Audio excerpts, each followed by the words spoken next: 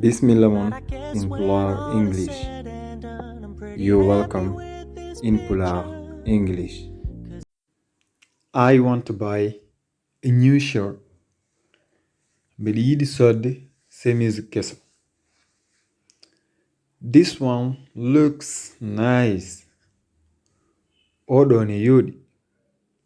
How much does it cost? No foti o jarata? That one cost $85. On jarata ko $85. It's too expensive. Edum seri no fewi. I can't afford it. Mi hattanani ƴettude ɗum. I don't have a lot of money. Mi hewani khalis. How about this one? Oɗo non? It's cheaper. Ko o beɓɗude. How much is it? No foti o jarata? I can't see the price. Mi ronki yiide piri o.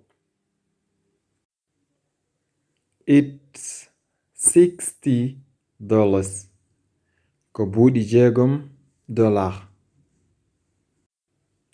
I will take it. Mami ƴettu.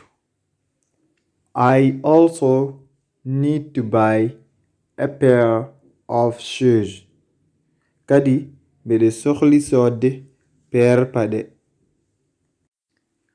I'm sorry, sir. Njafoɗa musidɗo tedduɗo. We don't sell shoes here. Min jeyata ɗo paɗe.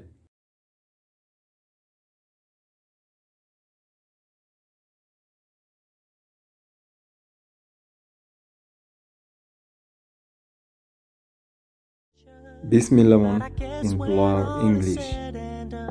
You're welcome in Pulaar English.